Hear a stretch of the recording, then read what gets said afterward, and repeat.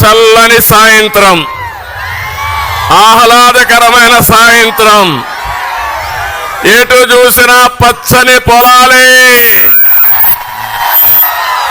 అదే పశ్చిమ గోదావరి. ఒక మహనీయుడి యొక్క దూరదృష్టి. మన దేశస్థుడు కాదు, బ్రిటన్ నుంచి వచ్చిన సముద్రంలోకి నీళ్లు పోతున్నాయి. ఈ ప్రాంతం కరువు ఉందని ధవళేశ్వరం బ్యారేజ్ కట్టారు తమ్ముళ్ళు. అది ఆ రోజు చేసిన పని. దానితో ఈరోజు మీరు ఒక్కసారి ఆలోచిస్తే దేశానికి అన్నపూర్ణగా పశ్చిమ గోదావరి జిల్లాలో దేశానికే తిండి పెట్టారు మీరు. అలాంటి ఈ జిల్లాకు రావడం నా అదృష్టంగా భావిస్తున్నా. ఇంకో పక్క అల్లూరి సీతారామరాజు పుట్టిన జిల్లా. బ్రిటిష్ వాళ్ళ గుండెల్లో రైళ్లు పరిగెత్తించి ప్రాణత్యాగం చేసి మనకి స్వాతంత్రం రావడానికి దోహదం చేసిన వ్యక్తి. అలాంటి పుణ్యభూమి జిల్లా.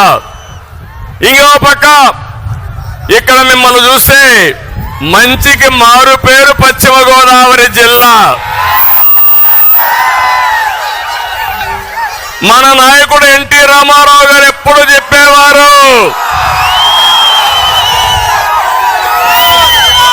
అతిథి మర్యాదకు పశ్చిమ గోదావరి జిల్లా మారు పేరని ఎప్పుడూ చెప్పేవాడు ఆయన. అలాంటి పశ్చిమ గోదావరి జిల్లాకు రావడం చాలా సంతోషం. 2014 15 అసెంబ్లీలకు 15 అసెంబ్లీలు మీరు గెలిపించారు. 3 పార్లమెంటుకు 3 పార్లమెంట్లు గెలిపించారు. రేపు రాబోయే రోజుల్లో ఎప్పుడు ఎన్నికలు పెట్టినా తెలుగుదేశం జనసేన జైత్రయాత్ర ఇక్కడి నుంచే ప్రారంభిస్తున్నాం. 15 అన్ని పార్లమెంట్ గెలిపిస్తారా లేదా అని మిమ్మల్ని అడుగుతున్నా. గట్టిగా చెప్పాలి. వివేకానంద రెడ్డిని చంపేసి నారాసుర రక్త చరిత్ర అని చెప్పి కడాన ఆయన కూతురి పైన కేసులు పెట్టి వేధించడం అంటే మీరు ఒక్కసారి గుర్తుపెట్టుకోవాలి. బాబాయినే చంపేసిన వాడు నువ్వు నేను ఒక లెక్క తమ్ముళ్ళు అని మిమ్మల్ని అడుగుతున్నా.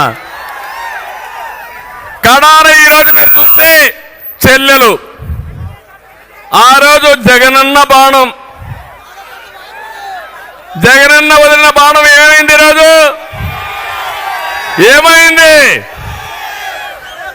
తిరిగి జగనన్న పైన తిరుగుతా ఉంది. వాళ్ళ ఇంట్లో ఉండే వ్యవహారం మనకు సంబంధం అంట, నేనే ఆడిస్తున్నానంట. అంటే ఆ రోజు కూడా నేనే పాదయాత్ర చేయించాను ఆవిడ దగ్గర. ఇప్పుడు నేనే పాదయాత్ర ఆవిడని తిరుగుబాటు చేశాను. అంటే సిగ్గు ఎగ్గు లేకుండా చెప్పిన అబద్ధాలు చెప్పకుండా కళ్ళార్పకుండా అబద్ధాలు చెప్పే వ్యక్తి ఈ జగన్మోహన్ రెడ్డి అని చెప్పి కూడా నేను మీకు తెలియజేస్తున్నా. ఆ రోజు రిలయన్స్ మీద వైఎస్ఆర్ను చంపింది రిలయన్స్ అని దాడులు చేశారు, జ్ఞాపకం ఉందా మీకు? అప్పట్లో తర్వాత ఏం చేశాడు? రిలయన్స్ అధినేత వస్తే నత్వాని వాళ్ళ మనిషికి ఎంపీ రాజ్యసభ ఇచ్చాడు, జ్ఞాపకం ఉందా మీకు? అది విశ్వసనీయత. ఇలాంటి విశ్వసనీయత ఉండే వ్యక్తిని ఏమనాలి నాకైతే అర్థం కాల. ఒకసారి చూస్తే ఒక మాట మాట్లాడుతున్నాడు, పెత్తందారులకి పేదవాళ్ళ మధ్య యుద్ధం అంట. ఏంటో నాకు అర్థం కాల ఇది. అంటే ఏం చేసినా జరిగిపోతుంది అనుకుంటున్నాడు. దేశంలోనే ఎక్కువ సంపద ఉండి ఎక్కువ ఆదాయం వచ్చే ముఖ్యమంత్రి జగన్మోహన్ రెడ్డి. 510 కోట్ల రూపాయల సంపద. దేశంలో ఉండే అందరూ ముఖ్యమంత్రుల ఆదాయం ఎంతుందో దానికంటే ఎక్కువ ఆదాయం సంపద ఈయనకుంది. నేను అడుగుతున్నా, ఇప్పుడు 5 ఏళ్లలో మీ ఆదాయం పెరిగిందా? పెరిగిందా మీ ఆదాయం? ఆయన ఆదాయం పెరిగింది. ఎట్లా పెరిగిందో మీకు చెప్పాలి కదా. ఇప్పుడు చెప్పే ధైర్యం ఈ జగన్మోహన్ రెడ్డికి ఉందా అని అడుగుతున్నా. చెప్తాడా అని మిమ్మల్ని అడుగుతున్నా. తమ్ముళ్ళు ఎక్కడ చూసినా దోపిడీ ఇలాంటివన్నీ చేసి ఇష్టానుసారంగా పెంచుకొని ఈయన వీళ్ళ మనుషులందరూ కూడా దోపిడీ చేసే పరిస్థితికి వచ్చారు.